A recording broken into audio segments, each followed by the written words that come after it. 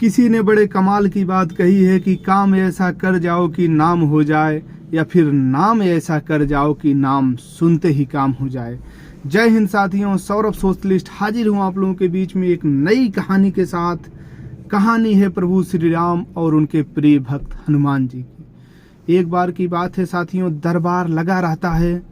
दरबार में सभी लोग उपस्थित रहते हैं, मंत्रीगण, कर्मचारीगण, और हनुमान जी भी वहाँ उपस्थित रहते हैं। हनुमान जी प्रभु राम की सेवा में एकदम से संलिप्त रहते हैं। इसी बीच दरबार में आगमन होता है गुरु वशिष्ठ जी का। गुरु वशिष्ठ जी आते हैं, सभी लोग अभिवादन करते हैं उनका, लेकिन हनुमान जी प्रभु राम की सेवा में इतना संलिप्त रहते हैं कि उनको पता ही नहीं चलता कि दरबार में कौन आया है।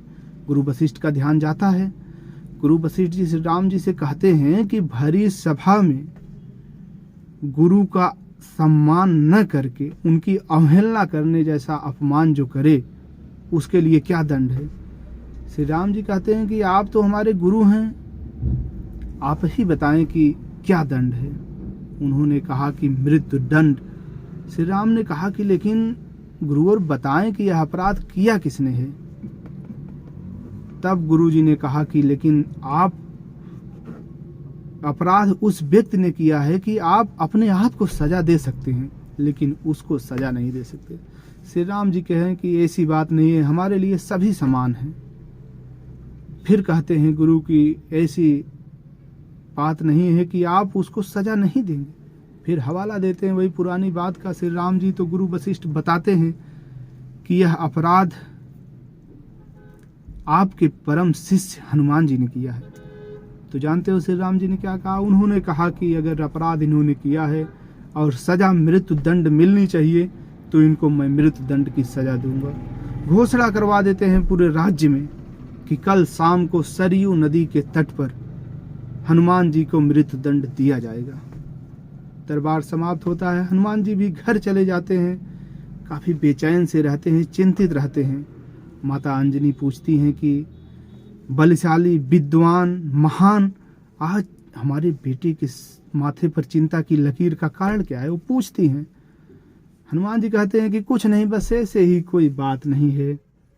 तब फिर अपने दूध का हवाला देती हैं अंजनी माँ। हनुमान जी सारी वाकया बता देते हैं कि दरबार में ऐसे ऐसे हुआ और अनजाने में हमसे यह भूल हो गई और हमें मृत्यु दंड दिया गया है। शाम को सरयू नदी पर हमें मृत्यु दंड मिलेगा। माता कहती हैं कि ऐसा नहीं हो सकता। भगवान शिव से मैंने राम नाम का जाप लिया है, जिसकी बूटी मैंने आपको बचपन में ही पिलाई थी, जिसके प्रताप से आप सूर्य भगवान को भी निगल गए थे। आपको कोई नहीं मार सकता। हनुमान जी कहते हैं कि मार तो कोई नहीं सकता, लेकिन श्री राम के अमोघ बाण से कोई बच भी नहीं सकता। फिर माता कहती हैं कि ऐसी बात नहीं है। अगर आपको शाम को वहां पर बुलाया गया है सरयू नदी के तट पर, तो आप सुबह ही चले जाइए और वहां बैठ के आसन लगा के राम नाम का जाप करिए। सुबह होती है, हनुमान जी चले जाते हैं, वहां बैठ जाते हैं। जैसे ही शाम होती है, पूरा दरबारी, कर्मचारी, सभी लोग सरयू नदी के तट पर पहुंचते हैं। श्री राम जी भी पहुंचते हैं, वहां पर पहुंचते हैं। उसके बाद अपना अमोघ बाण चलाते हैं, लेकिन उन बाणों का कोई असर नहीं होता। बगल खड़े गुरु वशिष्ठ कहते हैं कि श्री राम जी, आप पूरी तन्मयता से लगता है कि अमोघ बाण चला नहीं रहे हैं। श्री राम जी कहते हैं कि गुरुवर, एक सजा जिस अपराध की मैं इनको सजा दे रहा हूँ, दूसरा छल करके मैं अपराध नहीं कर सकता, या मेरे अंदर कोई कपट नहीं है, मैं पूरी निष्ठा से बाण चला रहा हूँ।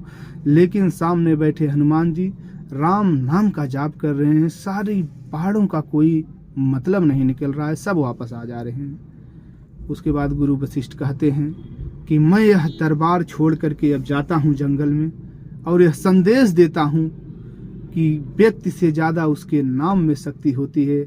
आज राम से ज़्यादा राम का नाम पूजा जाएगा। कहानी बहुत छोटी सी है साथियों, लेकिन बहुत बड़ा संदेश देती है कि व्यक्ति कुछ समय के लिए याद रखा जाता है, लेकिन उसका नाम युगों युगों तक याद रखा जाता है। कहानी कैसी लगी कमेंट बॉक्स में ज़रूर बताइएगा साथियों। अगर अच्छी लगी हो तो शेयर करिएगा। अगर ऐसे ही कहानियाँ सुनना आप लोग पसंद करते हो तो प्लीज़ हमारे चैनल को सब्सक्राइब करिएगा। कुछ लगेगा नहीं, बस जो लाल बटन है बगल में आपके उसको दबाइएगा। बहुत बहुत धन्यवाद साथियों। अंत में बस यही कहूँगा,